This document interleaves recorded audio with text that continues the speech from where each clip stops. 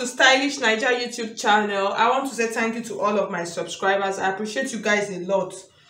If you are new to my channel, you are highly and very welcome. If you have not subscribed already, please subscribe, like this video, and then hit on that bell on the side just to get an update when next I upload a new video. So today I'm going to be showing you how to cut, and this is a real quick one. Is just a DIY Ankara mix match. Yeah, I'm gonna call it that. Mix match. Yeah, mix match Ankara and pencil gown, straight gown. You could use it for church, you could use it to office, you could use it to, you can even wear it to the market. I'm just kidding. So that's what I'm going to be showing you. So I already have my fabric laid out here. I'm going to show you, for this kind of dress, you could actually make use of 2 yards or 3 yards of fabric, depends on the person's size, and how you will fold your fabric. You are going to use your hip measurement to fold. So for this dress, the hip measurement that I'm making use of is actually 40 inches. So when you divide 40 into 4, you add 5 inches, so that's 15 inches. So you fold, you put your fabric on fold, you put it at 15 inches. So that will be enough, or you could use 14, you could add 4 inches. So it depends on how much allowance you actually want inside. So you could use between 4 and 5, so you get 15 inches.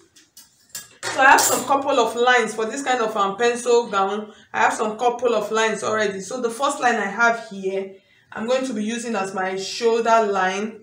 So I have half an inch on top, which I'm going to use as allowance. Then from my shoulder to my bust line, that's the nipple points, that's your bust line, is actually 10 inches. That's this first one. And then from my shoulder to my under bust, that's 13 inches. This is my under bust.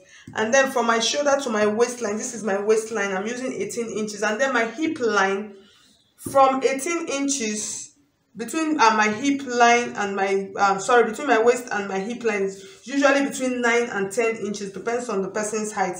So for this, I'm going to be making use of 9 inches. So you just measure 9 inches from here to here. You just know that, okay, this is where I'm going to be inserting my hip measurement. And then the full length of the dress is 38 inches. So we're just going to dive into it straight. So that's for that. So for this, in making a gown like this, the first part you start from is your shoulder. The shoulder measurement that I'm making use of for this dress is actually 14 inches. So you divide 14 into 2 for beginners, and you have 7 inches. So I'm just going to come like this. I'll mark my 7 inches, and then I'm going to add 1 inch allowance, or 1.5. So it depends on how the case may be. 1.5 inch allowance. So from this 1.5 inch allowance, I'm just going to take my, I'm going to measure between 7 or 8 inches down. I'm going to use as my arm hole line. So I'm just going to mark it like this. And then I have this. So I'm just going to make, so you could decide to make use of your armhole curve. You can make use of any curve of your choice, or you could decide to make use of your free hand. So I'm just going to mark it like this. So this is my armhole. The next measurement I'm going to measure is my bust line. So on the bust line, I'm just going to come to this point like this, just below. And then I'll mark my bust line. And the bust line I'm making use of is actually 36 inches. So you divide 36 into 4. For those of you that don't know how to do calculation properly, you just use your tape like this.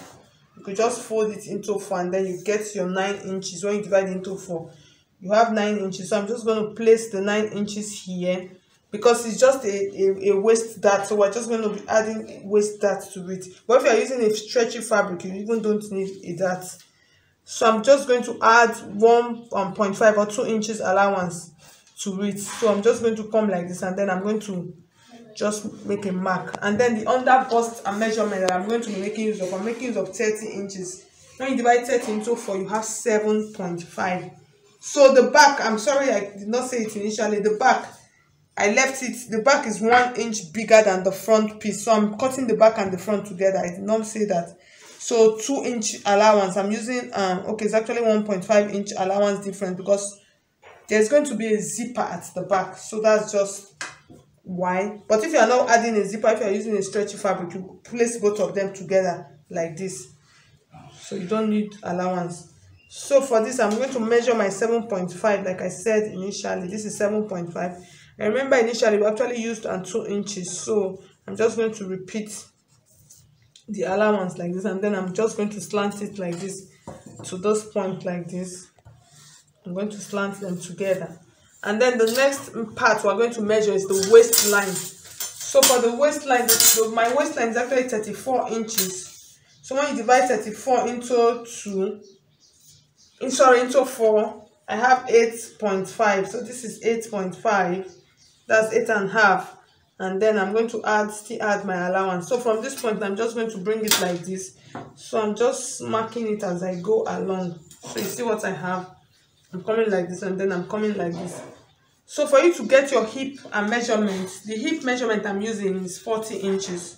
When you divide 40 into 4, you have 10 inches. So I'm just going to come like this, and then I'm going to mark my 10 inches on the hip line, and then I'm going to add my allowance to it.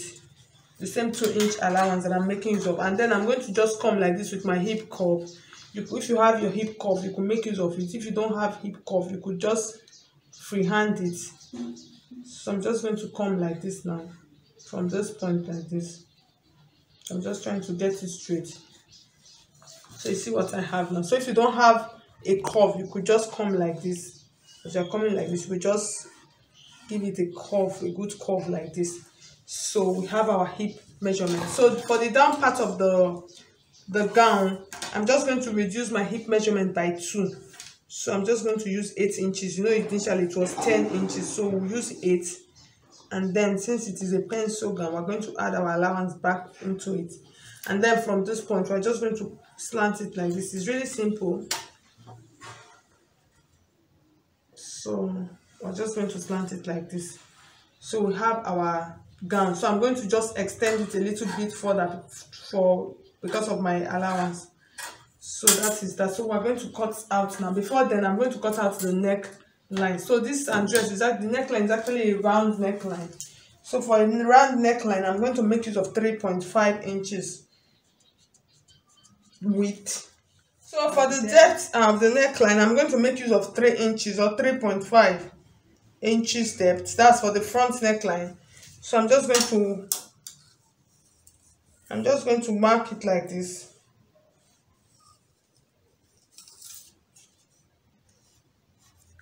So this is for my front and neckline. So for the back, I'm just going to come to this point like this where I measured my 3.5, and then I'm going to mark like this. So it's on the same straight line. And then the back part, I'm going to be making use of 2 inches because it is a high neckline. So from this point like this, I'm just going to use my curve to just curve it out nicely, and then curve it out on this part. So that I have my back neckline there. I'm going to cut it out before I do the shoulder slant.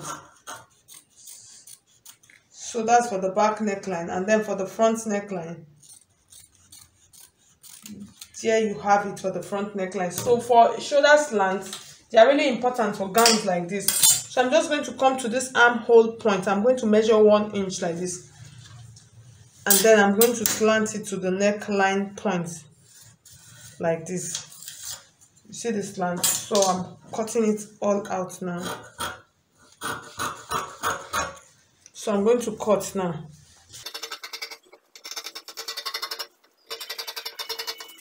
So the next thing I'm going to do now, I'm just going to cut. So I'm going to keep my back piece on the side. So I'm just going to do my regular waist dart on this dress. So I'm going to keep the back piece, and then for the Ankara match that I'm going to be using for the front, so I'm going to open up the fabric like this, and then I'm going to measure where I'm going to be inserting the Ankara, because that's the first thing I'm going to be putting before I connect the back and the front together. And this is the Ankara that I'm going to be making use of. So to insert, in order for you to get where you're going to insert the Ankara match into, we're going to work with our dart line. So I'm just going to fold the dress back, and then I'm going to use your bust span. You're going to use your bust span measurement. So for this case now, the bust and span measurement is 4.5 inches. So this is 4.5. So you're going to start from the center like this, 4.5. So this is 4.5. You're just going to measure the 4.5. So when you get to this top part, you're going to reduce it. I'm going to use 4 inches for the top part. because I just want it to be a little bit an inch from my shoulder, that's from the neckline point. So this is where it's going to be. So I'm just trying to mark it out now. So I'm going to open it up back like this, and then I'll use my straight ruler to connect it. We're not going to be cutting it, we're not cutting it out, we're going to be stitching it on top.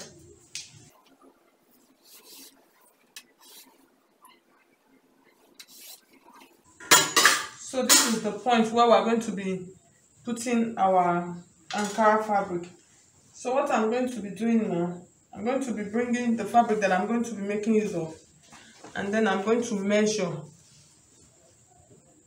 I'm just trying to measure out the length that I'm going to be needing. So from this and down part, this is actually my full and my measurement. So I'm going to show you how much. So this is I have 8 inches. It's subject to change, so you can decide how long you actually want yours to be. That's the down part. So I'm making use of 8 inches, and then the width that I'm using for this, I'm making use of the down part point. I'm going to be making use of 7 inches. So I'm going to cut it out with that 7 inches. That's my Ankara. I'll cut it out with the 7 inches. So the next thing I'm going to do now, I'm going to take this Ankara. Now I'm going to reduce on the top part. I'm going to measure from the top because the down is actually wider. So I'm going to measure. I'm going to use and that's this measurement between this point and my shoulder and the round armhole. I'm going to be trimming it out from that point. Why this? I'm going to place this like this. I'm going to be placing it like this.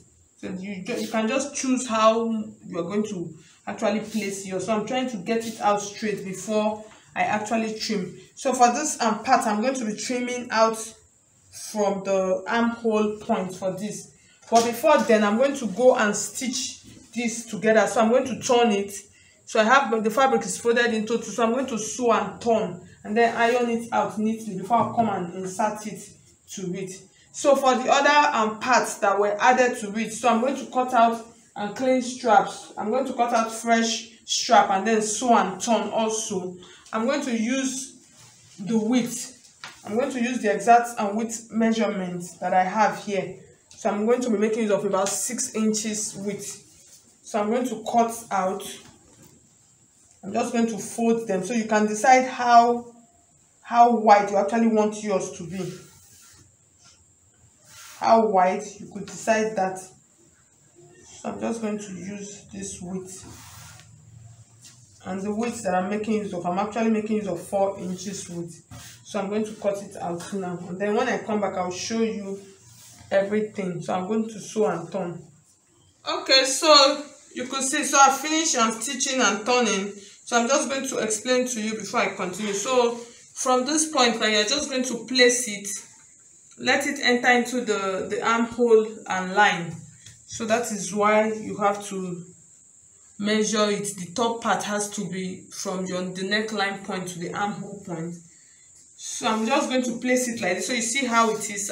I'm placing it. And then these are the other straps that I made of the straps of 3.5 inches that I made. So I finished stitching them. So what I did, I just used my pressing iron like this to press them as in the side. I pressed on the side. I just pressed them to the side. So I'm going to, for this part now, you're going to determine where you are going to be placing them. So you could choose where, however. So for mine, I'm going to be starting from 16 inches. That's from my shoulder line. The first one I'm going to, so you see what I did? I just folded the edge like this because I'm going to be doing a top stitch. So I'm going to come to this 16 inches point. So that is why you need to measure that. You know, initially I used 7 inches. That's the width, 7 inches width. So I'm going to place it like this. So I'm just going to take out my tape. And then the next one, I'm going to make them at least between 3 to 4 inches apart. So I'm going to just use my eye to check it out. If I like what I have, before I'll secure with pins and then go and start stitching. So I think I'm going to make them about 4 inches apart. So I'm just going to pull this a little bit down and then measure. So this is the complete 3 inches. 3 inches is okay. So I'll pull this up. So I have my 3 inches apart. So I'm going to use my iron. I'm just going to press them properly.